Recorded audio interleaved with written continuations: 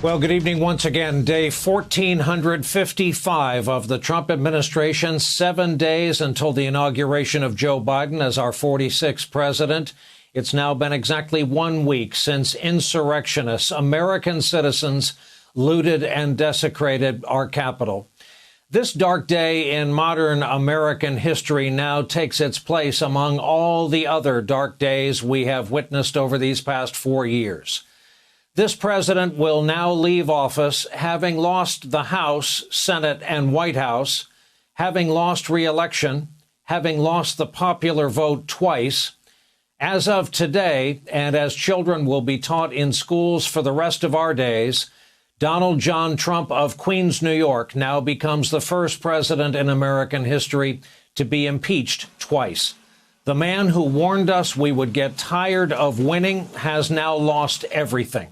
His place in history has now been cemented. The man who we heard on tape trying to rig the outcome of an election he lost. The man whose malfeasance, malpractice, and enablers will forever be linked with an American death toll now approaching 400,000 souls.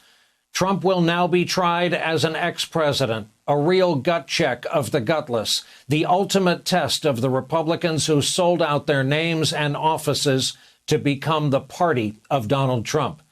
Because of the violence the president incited, there are troops quartered inside our U.S. Capitol for the first time since the Civil War.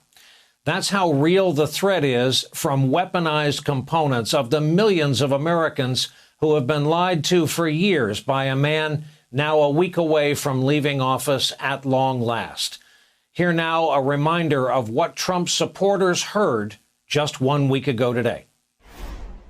They rigged an election. They rigged it like they've never rigged an election before. We will not let them silence your voices. We're not going to let it happen. Not going to let it happen. Now it is up to Congress to confront this egregious assault on our democracy. And after this, we're going to walk down, and I'll be there with you. We're going to walk down. We're going to walk down anyone you want, but I think right here we're going to walk down to the Capitol. We fight. We fight like hell. And if you don't fight like hell, you're not going to have a country anymore. The House moved swiftly after that, and this time it was a bipartisan rebuke. All 222 Democrats getting an assist from 10 Republicans who actually crossed the aisle to vote to impeach Trump on a charge of incitement to insurrection. The rest of the Republican caucus rejected the charge with a mix of outrage over the process, straight-up whataboutism, and appeals to unity. There's no way this helps the nation deal with the tragic and terrible events of last week that we all condemn. Make no mistake, the left in America has incited far more political violence than the right. I call bullcrap when I hear the Democrats demanding unity. Sadly, they are only unified in hate. I oppose this rushed impeachment brought forward without a single hearing. It will only serve to further divide a nation that is calling out for healing.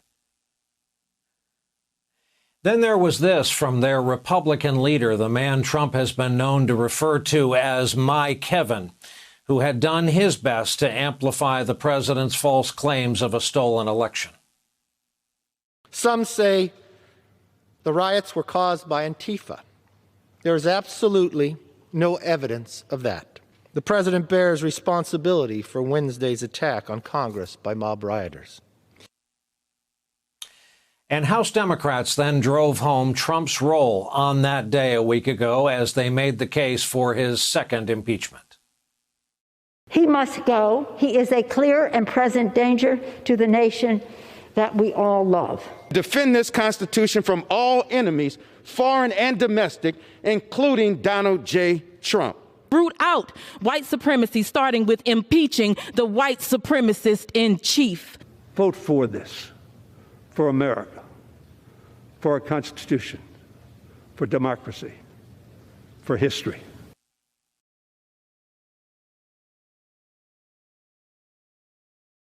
Hey there, I'm Chris Hayes from MSNBC. Thanks for watching MSNBC on YouTube. If you want to keep up to date with the videos we're putting out, you can click subscribe just below me or click over on this list to see lots of other great videos.